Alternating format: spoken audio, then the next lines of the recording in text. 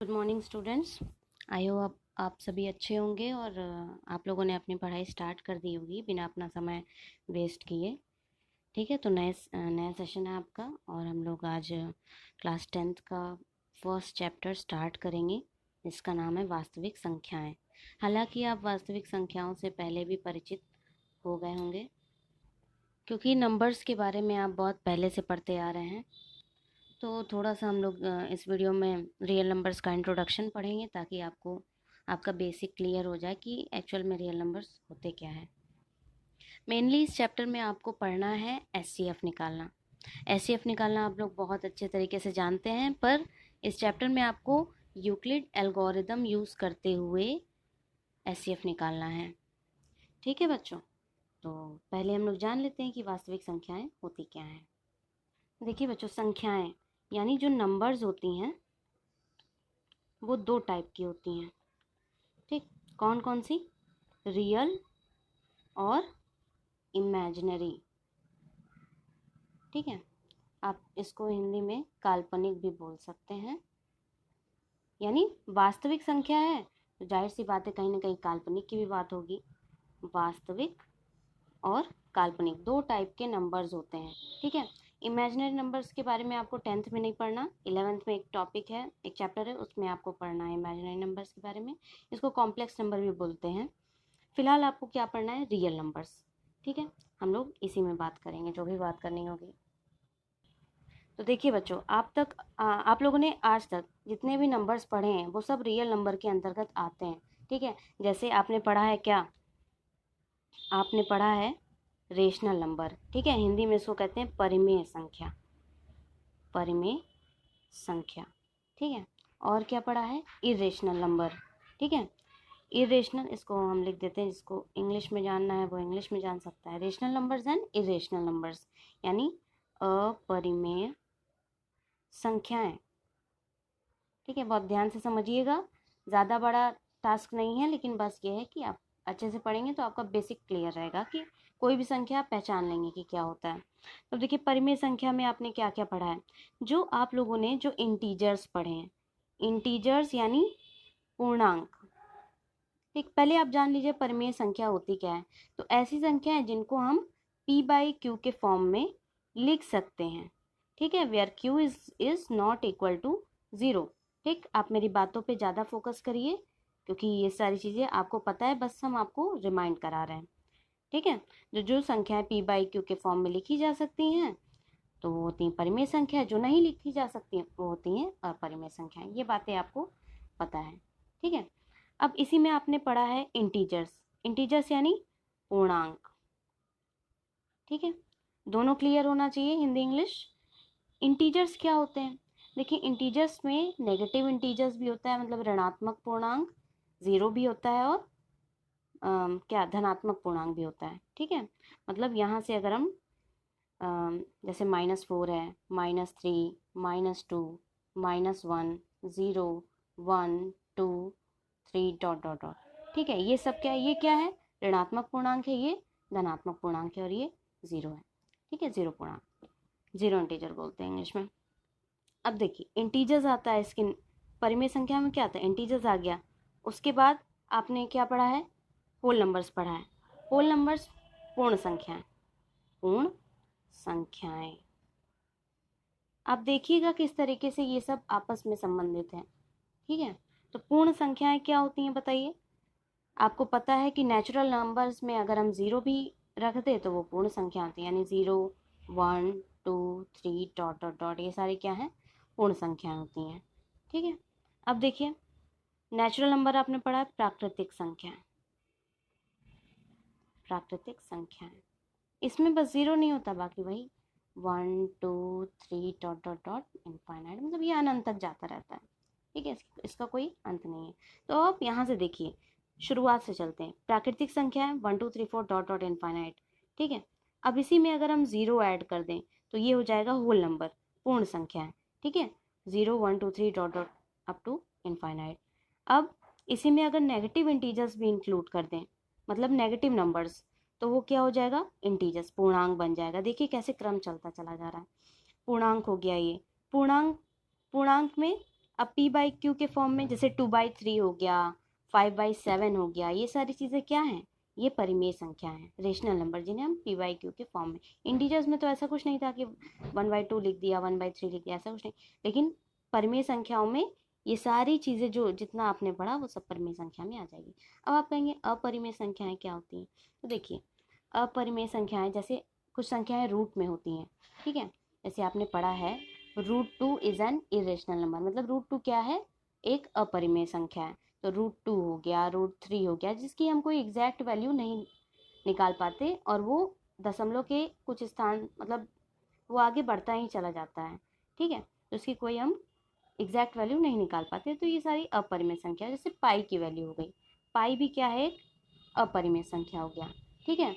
ये सब टाइप के नंबर जो हैं इरेशनल है, अपरिमेय है, और इसके अंदर परिमेय के अंदर क्या क्या आएगा, इंटीजर्स आ गए, पूर्ण संख्याएं आ गई, प्राकृतिक संख्याएं, ये सब इंटीजर्स के अंदर, ठीक है। तो आई होप आपको संख्याओं का कॉन्सेप्ट समझ में आ गया होगा। चूँकि इस चैप्टर में रियल नंबर्स की ही बात हो रही है तो हमें रियल नंबर के कॉन्सेप्ट्स पता होने चाहिए, ठीक है। अब आते हैं आपका मेन टॉपिक, एचसीएफ निकालना बाय यूक्लिड डिवीजन एल्गोरिदम। देखिए बच्चों, नाम से तो ये बहुत बड़ा लग रहा है कि क्या हो सकता है यूक्लिड डिवीजन एल्गोरिदम, बहुत बड़ा प्रमेय तो नहीं है, ऐसा कुछ नहीं है।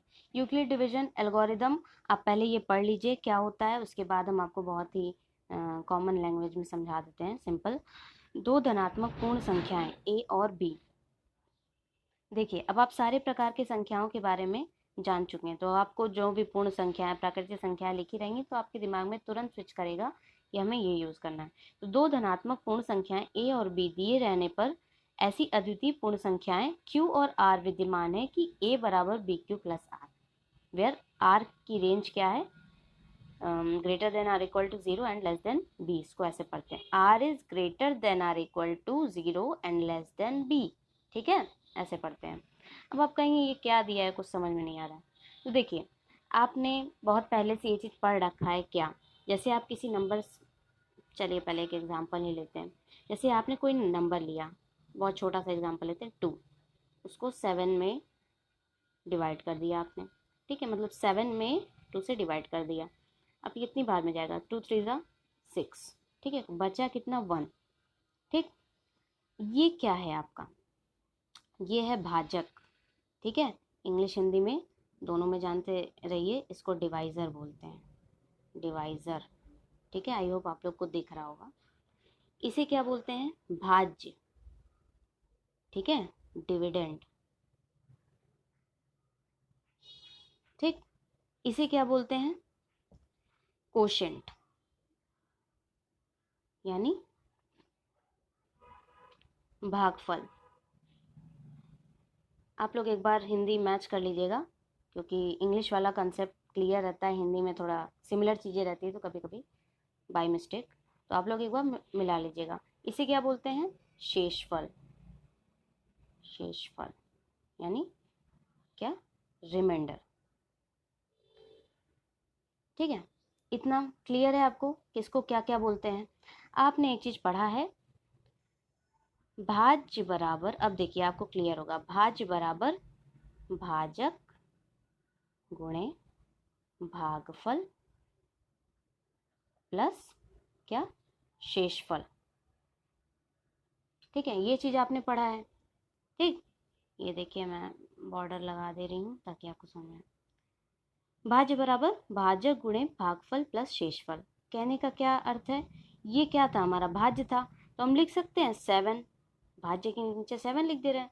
भाजक, भाजक क्या था बताइए, ये भाजक यानी डिवाइजर, यहाँ 2 लिख देते हैं, इनटू भागफल क्या था, कोशेंट, ये, ठीक है, क्वेश्चन क्या है यहाँ पे 3, आप थोड़ा ध्यान से देखिए, 2 × 3 प्लस शेषफल, शेषफल क्या है ये, ठीक है, रिमाइंडर यानी +1, आप इसको देख रहे हैं 2 3 ज़ा 6 +1 करेंगे 7, 7 बराबर 7, सेटिस्फाई हो गया, ठीक है। तो यही है क्या, यूक्लिड डिवीजन एल्गोरिदम, जिसको शॉर्ट फॉर्म में लिख दिया a बराबर bq प्लस r। a क्या है, हमारा भाज्य है, b क्या है, भाजक है, q क्या है, भागफल है, यानी q फॉर क्वोशेंट, भागफल हो गया, r क्या है, r फॉर रिमाइंडर, ठीक है, इतना समझ में आ गया। इसी पे आपको सारे सवाल हल करने हैं इस चैप्टर के, इस एक्सरसाइज के, ठीक है। अब आप कहेंगे कि हम लोगों को तो एचसीएफ निकालना आता है। हाँ, मुझे पता है कि आपको एचसीएफ निकालने आता है, पर हमें मेथड क्या यूज़ करना है, यूक्लिड डिवीजन एल्गोरिदम यूज़ करना है। ठीक है, इसकी मदद से हमें एचसीएफ निकालना है। ठीक, अब मैं थोड़ा सा रिकॉल कर दे रही हूँ कि एचसीएफ होता क्या है। ठीक है, एचसीएफ आपको पता है क्या होता है, हाईएस्ट कॉमन फैक्टर। ठीक है, HCF मतलब हाईएस्ट, क्या स्पेलिंग गलत हो गई, हाईएस्ट कॉमन फैक्टर। ठीक है, मतलब हिंदी में क्या बोलेंगे, महत्तम समापवर्त, यही बोलते हैं ना। चलिए, जो भी होगा आप समझ लीजिएगा। तो देखिए, हाईएस्ट कॉमन फैक्टर होता क्या, पहले हम जानेंगे फैक्टर क्या होता है। जैसे देखिए, 6 है, 12 है, 18 है। अब आप इसका फैक्टर निकालिए। पहले 6 को आप क्या लिख सकते हैं, 2 × 3। 12 को क्या लिख सकते हैं, 2 3 × 6, 2 × 12, या 2 2 4, 3 × 12। ठीक है, और 18 को क्या लिख सकते हैं, 2 3 × 6, 3 × 18। ये सब क्या है, फैक्टर है इनके। अब इनका कॉमन फैक्टर क्या है, देखिए 2 2 2 भी कॉमन है, 3 3 3 भी कॉमन है। तो आप कह सकते हैं ना, 2 भी इसका कॉमन फैक्टर है, 3 भी इसका कॉमन फैक्टर है। लेकिन इसका हाईएस्ट कॉमन फैक्टर क्या हो गया, 2 × 3 क्या हो गया, 6 हो गया। यहाँ भी 6 कॉमन है, यहाँ भी 6 कॉमन है, यहाँ भी 6 कॉमन है। ठीक है, तो आप क्या कहेंगे कि इसका भी 6 क्या है, common factor, highest common factor क्या हो गया इन तीनों का, 6 हो गया। ठीक है, मतलब ये भी कॉमन और ये भी कॉमन है, तो दोनों का मल्टीप्लाई करके रख दिया। ठीक है, अब देखिए, हाईएस्ट कॉमन फैक्टर का मतलब यही हुआ कि जो सबसे बड़ा चीज कॉमन निकल रहा है तीनों में, वही हमारा हाईएस्ट कॉमन फैक्टर होगा। ठीक है, अब देखिए, ये आपका मनोहर रे का सवाल है। आप एनसीईआरटी भी लगाइए, मनोहर रे भी लगाइए, जो भी बुक आपके पास अवेलेबल हो लगाइए, कोई भी बुक खराब नहीं होती। बस ये है कि एनसीईआरटी में कम क्वेश्चंस हैं, मनोहर रे में ज़्यादा है, ताकि आपका प्रैक्टिस हो जाए। तो हम तो यही रिफ़र करेंगे कि आप मनोहर रे ही सॉल्व करिए। बाकी आपको जो जिस भी क्वेश्चन में दिक्कत होगी, आप हमें मैसेज या यूट्यूब पे कमेंट कर दीजिएगा, वो हम आपको बता देंगे क्वेश्चंस। तो देखिए, ये पहला क्वेश्चन है,